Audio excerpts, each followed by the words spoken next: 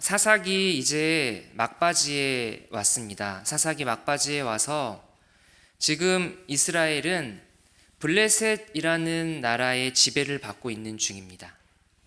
그런데도 이스라엘은 지난주에 말씀드렸던 것처럼 분명히 지배를 받고 압제를 받는데도 하나님께 살려달라고 구원해달라고 이제는 부르짖지도 못하는 그러한 처지에 이르렀습니다. 왜냐하면 죄를 미워해야 되는데 죄를 미워하지 않고 사랑하는 시대, 하나님보다 내 삶의 만족과 그 즐거움을 더 바라는 시대, 그래서 그렇게만 할 수 있다면 자기 소견에 오른 대로 지멋대로 사는 세상이 바로 이 사사 시대였기 때문에 그렇습니다. 이스라엘은 그렇게 서서히 이 온도가 올라가는 그러한 따뜻한 물속에 담긴 개구리처럼 블레셋의 압제 아래서 서서히 그렇게 죽어가고 있었어요. 그런데 이때 하나님께서 개구리가 잠든 채 죽어가던 그 잔잔하고 따뜻한 물속에 돌 하나를 냅다 집어 던지세요. 하나님께서 집어 던진 그 돌이 바로 삼손입니다. 삼손이 이스라엘의 구원자인 사사잖아요. 삼손이 사사니까 이스라엘 백성들에게 여러분 정신 차립시다. 우리가 지금 블레셋의 지배를 받고 있잖아요. 그런데도 이런 삶을 만족스러워하고 아무렇지 않게 평화롭게 지낸다면 그거 안 됩니다.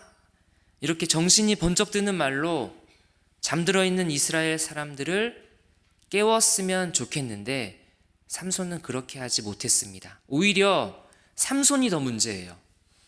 사사였음에도 이스라엘 백성들의 구원에는 사사인 삼손이 눈꼽만큼조차 관심이 없어요. 삼손이 관심이 있는 것은 유일하게 오직 자기 정욕에 사로잡혀서 블레셋 그 이방 여자들을 계속해서 탐하며 살아가는 것뿐이었어요. 그러는 동안 삼손과 블레셋 사람들 사이에 계속해서 부딪혔어요. 충돌이 일어났어요. 그래서 마침내 블레셋 사람들이 이 삼손을 원수처럼 여겨서 어떻게든 이 삼손을 잡아 죽일 기회만 노리고 있던 지금 상황입니다. 결과적으로 보면 하나님께서는 분명히 지금 사사로서 삼손이 실패하고 있는데도 그 삼손을 통해서 블레셋과 이스라엘이 어울려 섞이지 않게 그 둘의 불화를 만들어내시면서 자기 백성 이스라엘을 블레셋이라는 그 따뜻한 죄악의 물속에서 그 이스라엘을 지금 건져내는 그러한 구원을 하나님이 지금 행하고 계시고 있는 중입니다. 그래서 지금 블레셋 사람들의 입장에서는 삼손이 문제예요. 여러모로 삼손이 눈에 가시예요. 그래서 어떻게든 삼손을 잡아 죽일 궁리를 하고 있는 중입니다. 그러던 어느 날 드디어 블레셋 사람들에게 기회가 왔습니다. 삼손에게는 치명적인 약점이 하나 있어요. 그 삼손의 약점이 뭐냐면 삼손이 여자를 너무 밝혀요. 여자를 너무 좋아해요. 특히 삼손은 이상하게 계속해서 블레셋 여자에게 그렇게 집착을 하면서 탐하고 있었어요.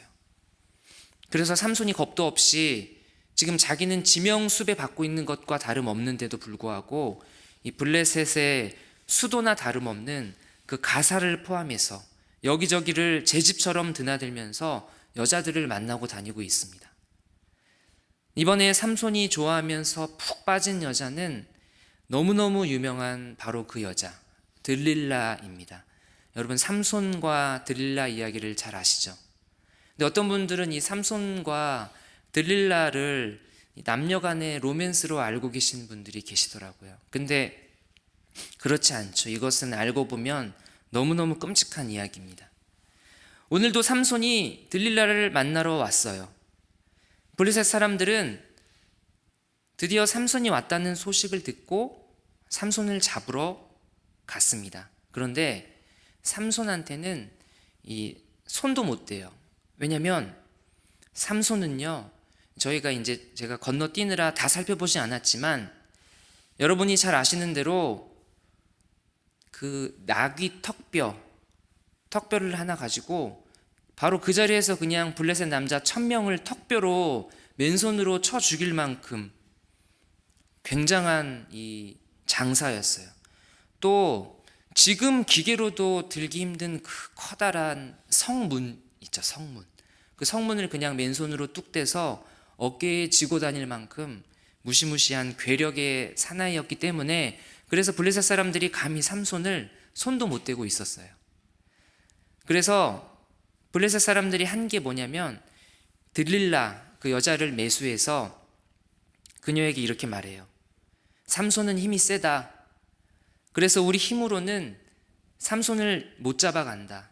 그러니 들릴라 네가 삼손의 힘이 도대체 어디서 나오는지를 네가 알아내라. 그거 알아만 내면 너에게 200억을 주겠다. 정말로 200억을 주겠다 그래요. 거액을 주겠다는 말에 들릴라는 곧장 이제 작업에 들어갑니다. 들릴라가 삼손에게 콧소리를 내면서 티 안 나게 조심스럽게 물어봐요.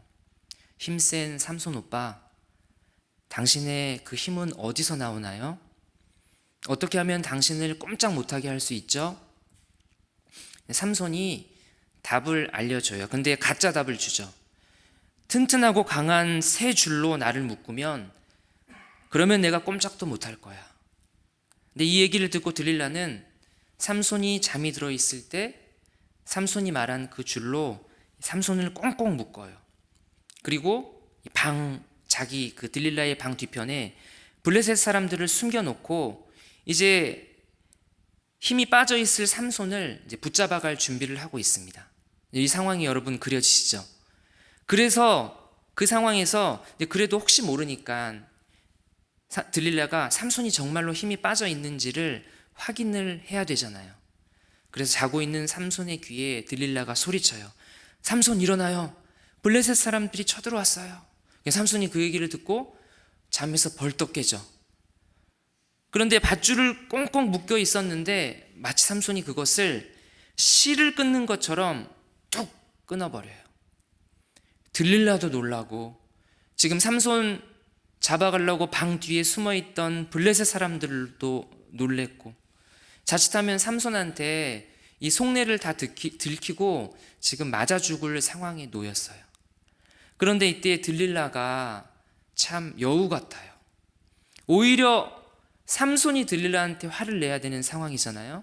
근데 들릴라가 삼손한테 화를 내요. 16장 10절에 보면 삼손 당신이 나를 희롱해서 내게 거짓말을 했다. 이러면서 오히려 삼손을 심하게 비난해요. 그래서 삼손이 정신 못 차리고 오히려 들릴라에게 미안한 마음을 갖게 합니다. 그걸 노린 들릴라는 점점 더 집요하게 삼손 너의 힘의 근원이 어딘지 말해줘. 계속 졸라요. 1번, 2번, 3번 끈질기게 물어봅니다. 여러분 제가 이제 이 이야기는 우리 모두가 다 아는 얘기잖아요. 제가 어릴 때부터 이 삼손과 들릴라 이야기를 들으면서 너무너무 이상하다 생각한 점이 있어요. 그게 뭐냐면 어떻게 된 게 삼손은 지금 누가 봐도 들릴라의 이런 노골적인 그 속내가 뻔히 보이잖아요. 삼손 너를 잡아다가 죽이려고 하는데 네가 힘이 세니까 지금 못 죽이고 있다. 어떻게 하면 너 삼손의 힘을 빼앗아서 너를 죽일 수 있는지 나 들릴라에게 알려달라. 이것을 삼손이 계속 듣고 또 자신이 들릴라에게 알려진 그대로 자다가 깨보면 묶여있고 그런데도 어떻게 들릴라에게 삼손이 단 한 번이라도 당신 왜 자꾸 나한테 나의 그 힘의 근원에 대해서 묻냐? 내 힘을 다 빼서 뭐 하려고 그러냐? 이렇게 반문하면서 의심하지 않았을까? 이것이 지금 단순히 삼손이 여자 치마폭에 쌓여 있어서 정신 못 차리기 때문에 그러는 걸까? 그보다 사실 삼손은 훨씬 더 여러분 심각한 상황에 놓여 있었습니다. 이 상황을 삼손이 지금 이러한 상황을 우리의 어떤 영적인 눈으로 바라보면 삼손은 지금 죄의 지배, 더 구체적으로 말하면 들릴라라는 자신이 좋아하는 여자에게서 얻고 있는 그 성적인 쾌락에 흠뻑 빠져서 아무런 저항도 하지 못하고 그 죄의 지배 속에서 꼭두각시처럼 살아가고 있는 중이었어요. 삼손이 여러분 힘이 세죠. 그래서 무엇이든지 원하는 대로 다 할 수 있는 것 같죠. 그러니 자유롭게 언제든지 들릴라 정도는 쉽게 뿌리치고 빠져나올 수 있을 것 같지만, 그러나 사실 지금 우리가 보고 있는 삼손의 그런 영적인 상태는 두 눈이 없어서 앞을 못 보는 소경이나 다름이 없는 그러한 상태였습니다. 그러니 들릴라가 삼손에게 나 너 죽여야 된다, 어떻게 하면 널 죽일 수 있는지 알려다오, 이렇게 대놓고 생명을 위협해도 삼손이 그 자리를 박차고 일어나지 못하고 여전히 그녀의 품에 안겨 사랑 타령을 하며 놀아나고 있는 중인 겁니다. 여러분, 이것은 말 그대로 사랑이 아니라 그냥 사랑 타령이에요. 이게 가짜 사랑이에요. 삼손을 사랑하는 척하는 들릴라는 이제 마지막으로 네 번째로 삼손에게 묻습니다. 삼손, 당신이 나를 믿지도 않는데, 이렇게 자꾸만 나를 속이는데 어떻게 나를 사랑한다고 말할 수 있어요? 삼손, 당신이 나를 사랑한다면 사랑 타령, 가짜 사랑 타령. 삼손, 당신이 나를 사랑한다면 나를 믿고 당신의 힘이 어디서 나오는지 알려주세요. 결국 삼손은 들릴라가 떠날까봐, 들릴라의 사랑을 얻지 못할까봐, 들릴라에게서 얻고 있었던 그 자신을 즐겁게 하는 성적인 쾌락을 잃게 될까봐 삼손 자신의 힘의 근원의 비밀이 바로 다름 아닌 태어나서 단 한 번도 자르지 않았던 삼손의 머리카락이라는 사실을 들릴라에게 다 말해줘 버립니다. 여러분, 삼손 안에 지금 하나님의 사랑이 없으니까 엉뚱한 들릴라의 사랑으로 채우려고 하고 있어요. 더 정확하게 말하면 삼손 자신도 결국은 뭘 사랑하고 있냐면 자기 욕망, 자기 쾌락을 채우기 위한 지독한 자기 사랑에 빠진 채로 밧줄에 묶인 게 아니에요. 죄의 지배에 꽁꽁 묶여 있는 거죠. 그러나 안타깝지만 삼손이 원하는 그 들릴라의 사랑이라는 것 자체가 애초에 없었어요. 들릴라가 사랑한 것은, 여러분, 들릴라가 삼손을 사랑했겠습니까? 아니죠. 삼손의 목숨을 블레셋 사람들에게 넘겨주고 받을 돈을 사랑하고 있었던 거죠, 들릴라도.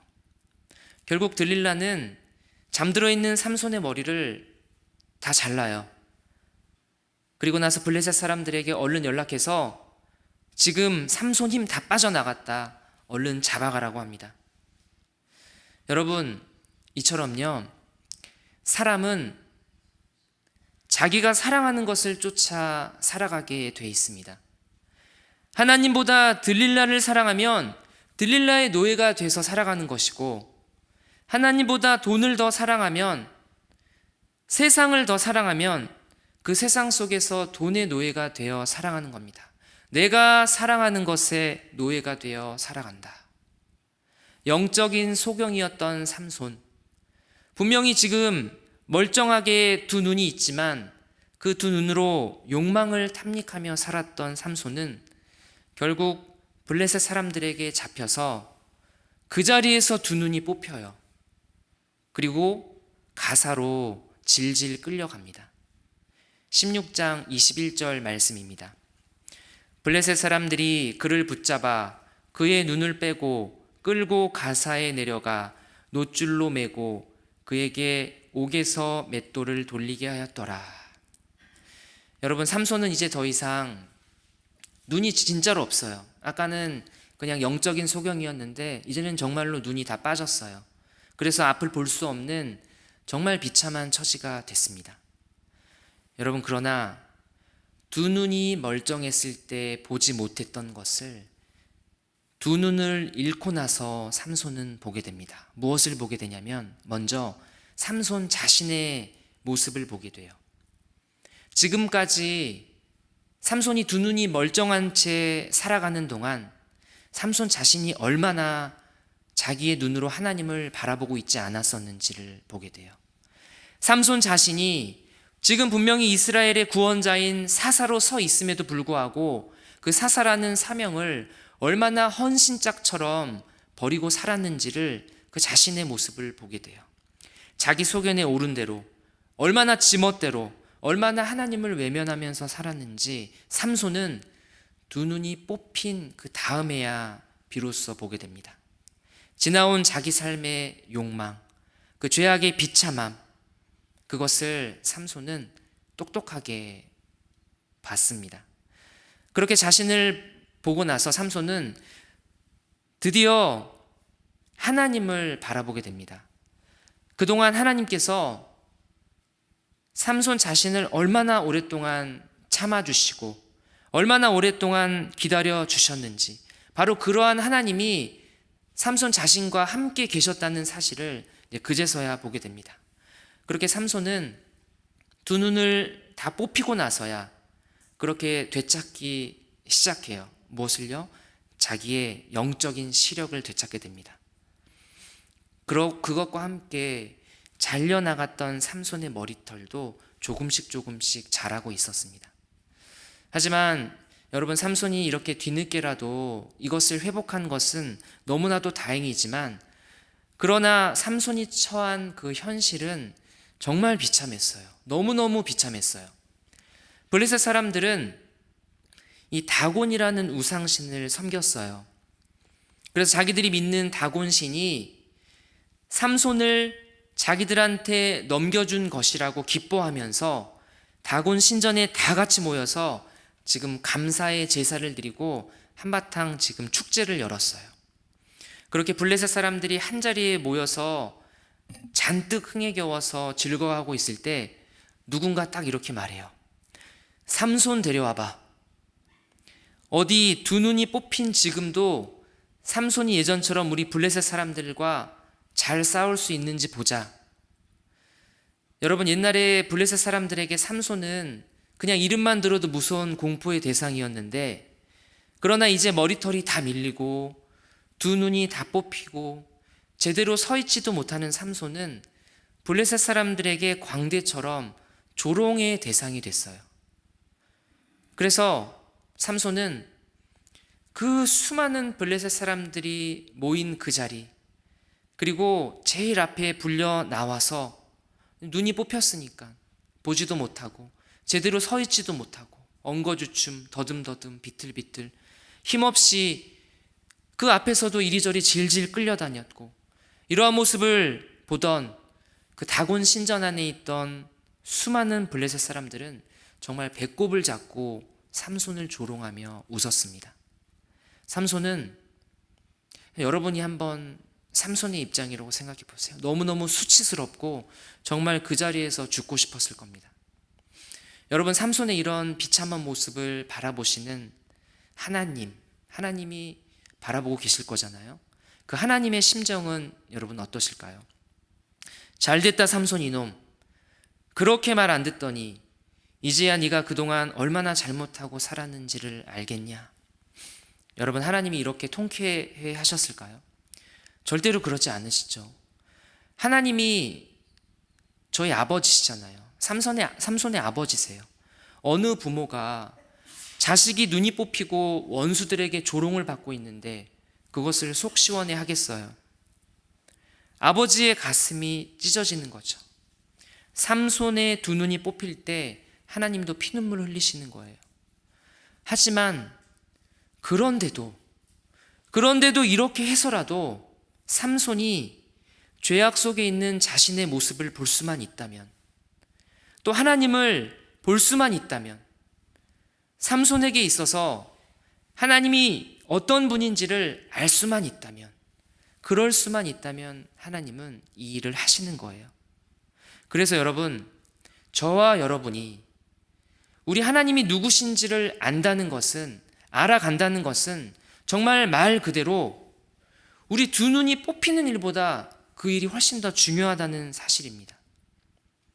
머리털이 밀리고 두 눈이 뽑힌 것은 분명 삼손의 잘못이에요. 삼손이 지은 죄의 대가예요. 그러나 하나님은 그 삼손의 실패를 통해서도 다시 한번 삼손을 회복시키시고 일어서게 하시는 그러한 하나님이십니다. 그래서 이제 하나님이 삼손에게 이렇게 말씀하시는 것 같아요. 삼손아, 삼손아, 이제야 비로소 네가 보이고 이제 드디어 들리는구나. 그래, 이제 그거면 됐다. 그리고 나서 하나님은 이제 삼손을 움직이십니다. 블레셋 사람들이 다 모여있는 그 자리에서 앞에 나가 조롱거리가 된 채 제대로 서 있지도 못하던 그 삼손이 옆에서 부축해 주던 그 소년에게 이렇게 부탁해요. 소년아, 지금 여기 이 신전을 떠받치고 있는 기둥으로 나를 좀 데려가다오. 내가 지금 서 있기도 힘들어서 그 기둥에 좀 기대에 서 있으려고 그래. 소년이 그 신전의 기둥으로 삼손을 데리고 갔고, 거기서 비로소 처음으로 삼손은 하나님께 부르짖어요. 지금까지 삼손의 시대에 이스라엘 백성들 중 그 누구도, 삼손도 아무도 부르짖지 않았을 때 처음으로 삼손이 드디어 부르짖어 기도합니다. 삼손이 기도합니다. 하나님, 저를 다시 한번 헤아려 주십시오. 부디 한 번만 저에게 힘을 주십시오. 하나님, 제 두 눈을 뽑은 저 블레셋 놈들에게 단번에 원수를 갚게 해주십시오. 그리고 신전을 바치고 있던 두 기둥에 삼손이 양손을 대고 있는 힘껏 밀었고, 그리고 삼손의 기도에 응답하신 하나님은 삼손에게 마지막으로 큰 힘을 주셔서 그 신전의 두 기둥을 완전히 다 무너뜨려 주세요. 그래서 그 기둥이 무너짐과 함께 삼손을 포함한 그 신전 안에 있던 3,000명이나 되는 블레셋의 고관들, 통치자들, 그리고 수많은 블레셋 백성들이 무너져 내린 그 신전에 깔려서 그 자리에서 3,000명이 다 즉사해 버리고 맙니다. 16장 30절 말씀입니다. 우리 이 말씀 한번 같이 읽겠습니다. 16장 30절 말씀 시작. 삼손이 이르되 블레셋 사람과 함께 죽기를 원하노라 하고,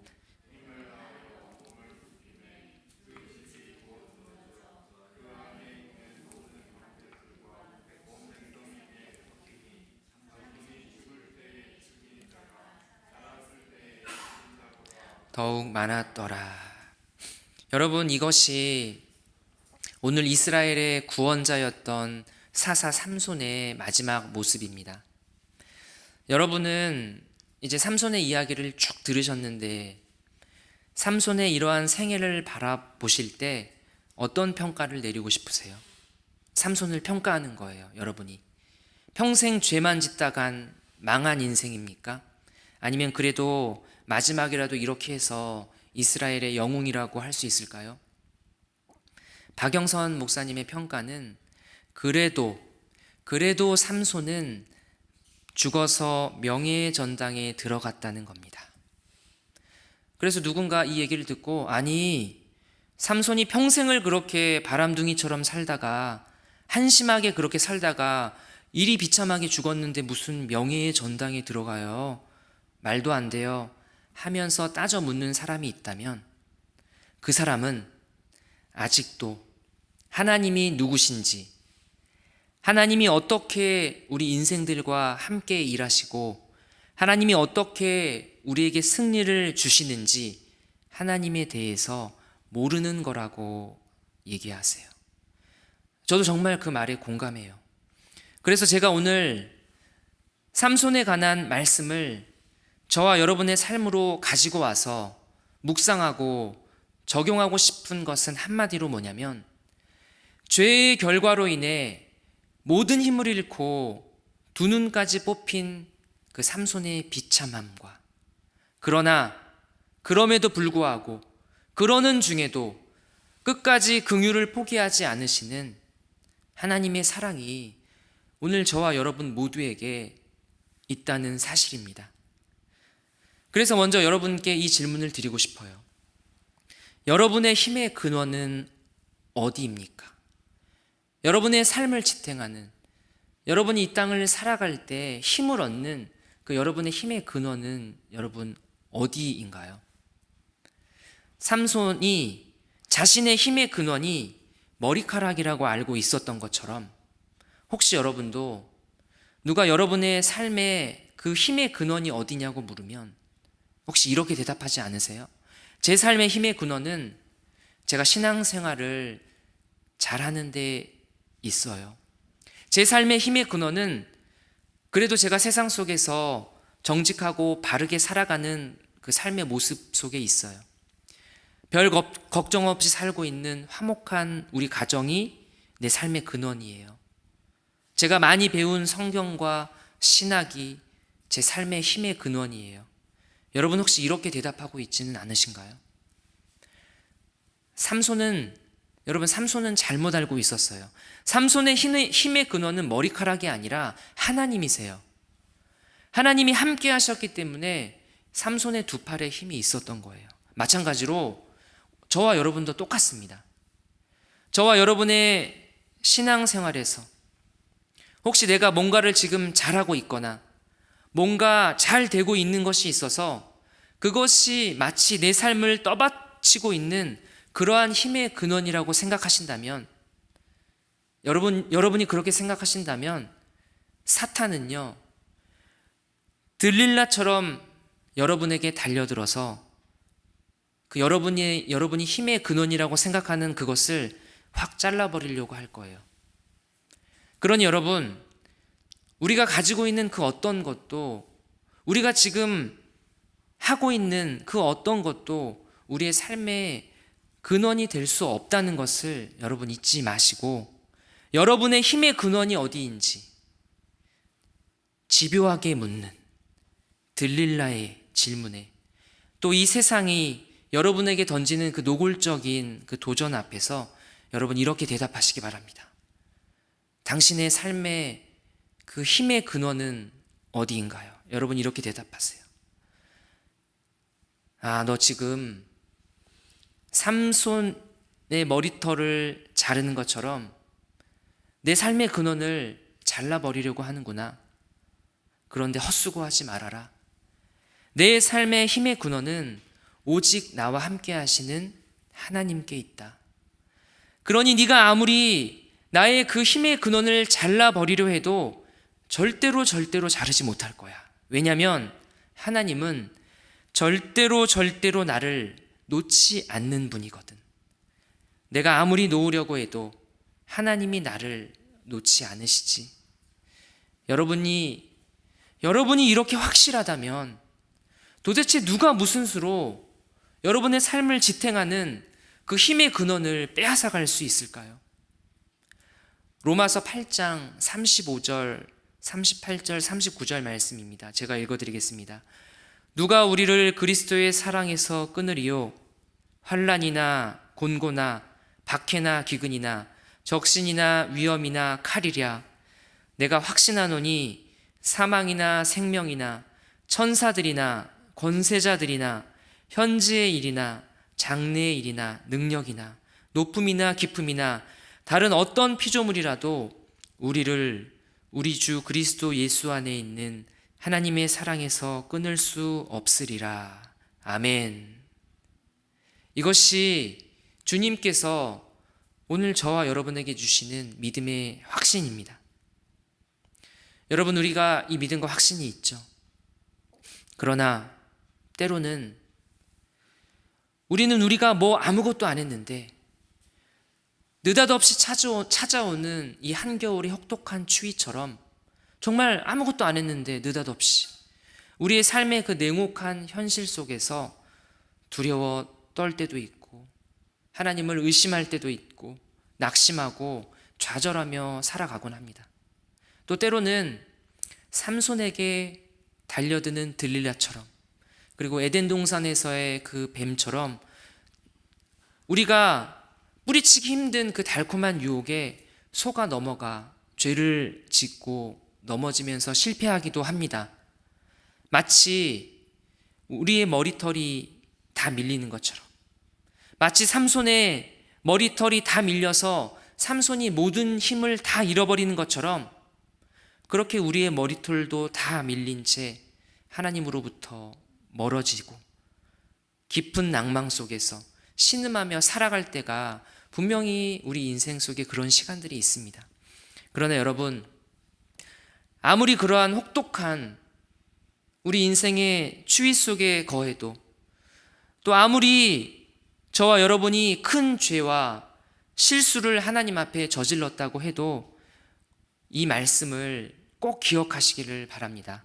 16장 22절 말씀입니다. 우리 한 목소리로 읽겠습니다. 시작. 그의 머리털이 밀린 후에 다시 자라기 시작하니라. 아멘.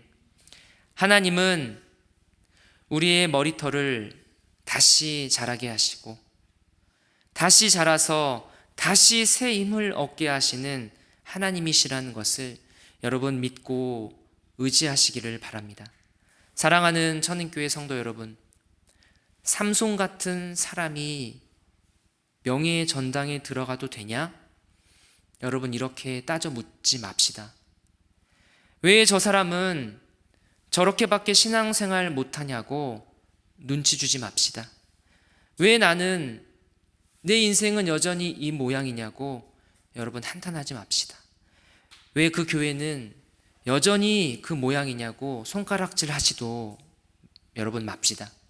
그 손가락을 다른 사람이 아니라 나를 향해서 내가 바로 삼손이지, 우리 교회가 여전히 삼손과 크게 다르지 않게 살아가고 있는 연약함들이 있지, 이렇게 겸손히 고백하기를 간절히 바랍니다. 그렇게 정말 나 같은 사람도 포기하지 않고 쓰시는 주님께서 우리 같은 교회를 위해서도 죽으시고 생명을 주신 주님께서 지금도 절대로 포기하지 않으시고 열심히 구원을 이루신다는 그 복음 안에 담겨있는 하나님의 은혜와 사랑을 믿으심으로 우리에게 주어진 이 하루하루를 살아가는 그러한 복된 저와 여러분이 되기를 주님의 이름으로 축복합니다. 아멘.